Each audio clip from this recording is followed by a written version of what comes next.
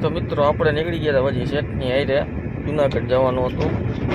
તો ગાડી લઈને નીકળી ગયા હતા હું શેઠ બે જુનાગઢ જવા હાટું દવાખાને જવાનું હતું બતાવવા એને.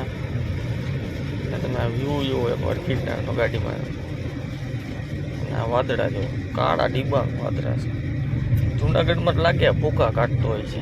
રસ્તામાં તો છે જ વરસાદ તો ચાલુ જ છે.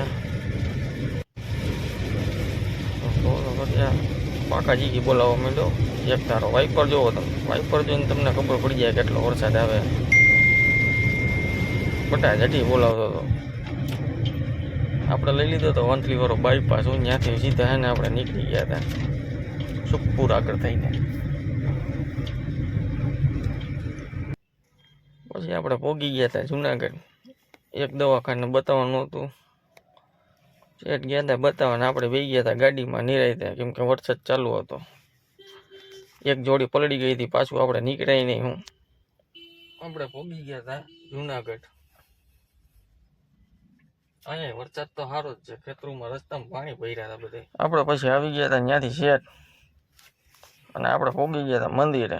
કયું મંદિર છે કોમેન્ટ કરી દેજો. આવડવા જુનાગઢ વાળા છે એને તો ખબર જ છે. અને એનું કોતરકામ ને બધું લાજવાબ હતું. આ જો ઓલું ઝીણું ઝીણું કોતરકામ કરેલું હતા ને ઝાડવા એક નંબર હતા. ફોટો શૂટિંગ સારું થઈ જાય એમ છે અહીંયા. પછી મેં કીધું મારો સીને જરીક લેવો તો પડે ને. મેં કીધું એટલે આપણો સીને જરીક લઈ લીધો. ત્યાંથી મંદિરેથી નીકળી ગયા હતા આપણે. રસ્તામાં જુનાગઢ કૃષિ યુનિવર્સિટી હતી ને એની સામે આપણે ચા પીવાનો હતો. શેઠ કે ચા પીવો હોય. ત્યાંથી આપણે આવી ગયા હતા કાળવાએ. બે કાંઠે ગયો તો પણ એકવાર ભૂકા કાઢીને સાથે જુનાગઢ.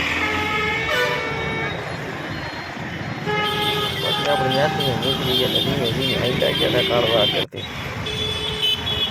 ધીમે ધીમે. પછી આપણે પહોંચી ગયા હતા એપેક્સ.